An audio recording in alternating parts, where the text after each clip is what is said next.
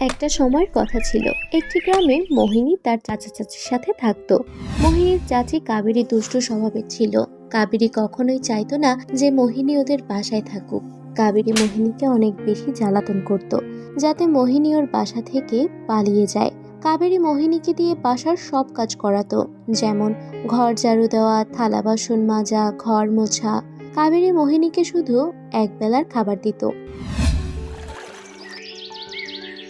একদিন মোহিনী ড্রয়িং রুমে কাজ করছিল, তখন কাবেরী এসে বলে, আরে ওই মোহিনীর বাচ্চা, তুই জানিস না নাকি আজকে আমার বোন আমার সাথে দেখা করার জন্য আসবে। ঘর ভালো মতো পরিষ্কার কর আর মজার মজার খাবার রান্না কর, আর রান্না করার পর খাবারে কোনো নজর দিবি না।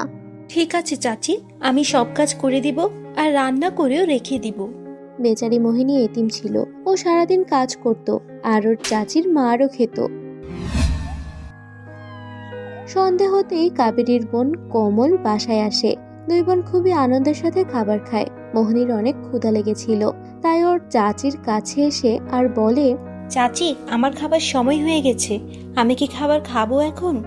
আরে তুই দেখতে পাস না যে আমি আমার বোনের সাথে কথা বলছি? যখন তখন চলে আসিস কেন? একদিন খাবার না খেলে মরে যাবি না।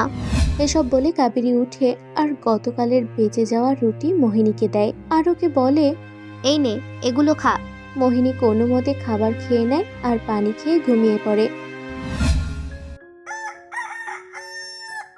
সকাল হওয়ার সাথে সাথে মোহিনী নিজের কাজে লেগে যায়।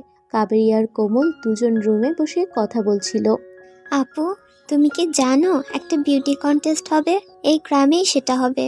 আমি এখানে এজন্যই এসেছি, আর আমি জিততেও চাই। তুমি তো জানো আমি কত সুন্দর, কিন্তু আপু, ওইখানে শুধু লেহেঙ্গা পরেই যেতে হবে। তুমি আমাকে একটা লেহেঙ্গা কিনে দাও। হ্যাঁ হ্যাঁ, কেন নয়? তুই তো আমার ছোট বোন, তোকে আমি ভালো একটা লেহেঙ্গা কিনে দেব। আর দেখিস, তুই এই প্রতিযোগিতা জিতেই আসবি। মোহিনী কাবেরী আর কোমলের কথা শুনে ফেলে। মোহিনী অনেক সুন্দর ছিল, তাই ও ওই প্রতিযোগিতায় অংশ নিতে চেয়েছিল। তাই ও মনে মনে বলে, এই প্রতিযোগিতায় যেতে তো আমারও ইচ্ছে করছে, কিন্তু চাচি আমাকে লেহেঙ্গা কিনে দিবে নাকি তা তো জানি না। একবার আমি কথা বলে দেখি, হতে পারে আমাকে কিনে দিল। এটা ভেবে মোহিনী ওর চাচির কাছে যায় আর বলে, চাচি, আমিও বিউটি কম্পিটিশনে যেতে চাই, আমাকে একটা লেহেঙ্গা কিনে দাও না সস্তার মধ্যে। আপু, এই কাজের মেয়ের সাহস কিভাবে হয় তোমার কাছে লেহেঙ্গা চাওয়ার? আর যাই হোক, ওর থেকে বেশি সুন্দর তো আমি, তাই এই প্রতিযোগিতা আমি জিতবো। ওর যাওয়ার কোনো মানেই নেই। আর তুমি ওকে কিছু বলছো না কেন? তুমি ওকে একটু বেশি মাথায় উঠিয়ে রাখছো। দাঁড়া, আমি ওকে এখনই শিক্ষা দিচ্ছি। এটা বলে কাবেরী মোহিনীকে অনেক মারে।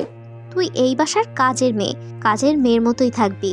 আজকের পর যদি আর আমার কাছে কিছু চাস, তাহলে তোকে বাসা থেকে বের করে দেব। আপু, বাদ দাও, ওর জন্য নিজের মাথা খারাপ করো না। চলো আমরা লেহেঙ্গা কিনতে যাই।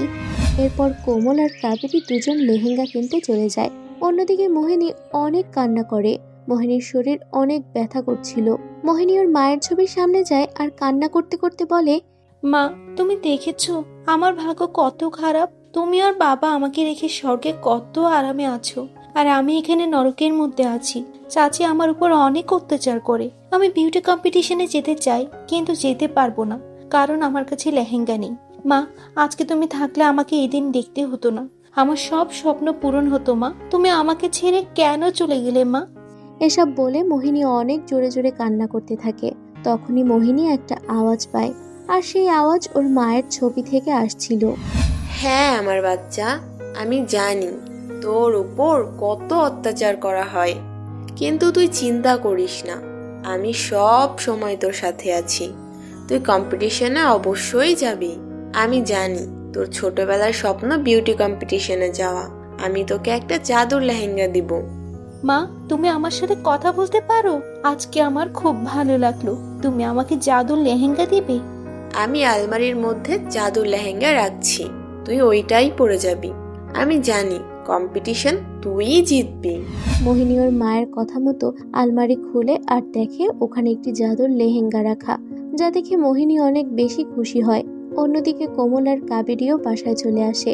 ওরা দুজনও সুন্দর একটা লেহেঙ্গা নিয়ে আসে, কিন্তু জাদুর লেহেঙ্গার সামনে ওদের লেহেঙ্গা কিছুই ছিল না। এই মোহিনী, কোথায় তুই? আমাদের জন্য জুস নিয়ে আয়। এভাবেই সময় কেটে যায় আর কম্পিটিশনের দিন আসে। কোমল আর কাবেরী বিউটি কম্পিটিশনে চলে যায়। মোহিনীও সেখানে যায়। মোহিনী ওই লেহেঙ্গা পরে আগের চেয়েও অনেক সুন্দর হয়ে গেছিল। কেউ ওর থেকে চোখ সরাতে পারছিল না। মোহিনী ওই বিউটি কম্পিটিশন জিতে যায়, যা দেখে কোমল আর কাবেরী অনেক রাগ হয়ে যায়। আর বাসায় আসার পর কাবেরী মোহিনীকে বলে, তোর কাছে এত সুন্দর লেহেঙ্গা থাকতে তুই আমার কাছে কেন এসেছিলি? আমাকে সত্যি করে বল, তোর কাছে এই লেহেঙ্গা কিভাবে আসলো? এটা আমাকে মা দিয়েছে। এটি কোনো সাধারণ লেহেঙ্গা না, এটি একটি জাদুর লেহেঙ্গা। এই লেহেঙ্গা যে পরবে সে অনেক সুন্দর হয়ে যাবে। আপু, ও তো ঠিক বলছে।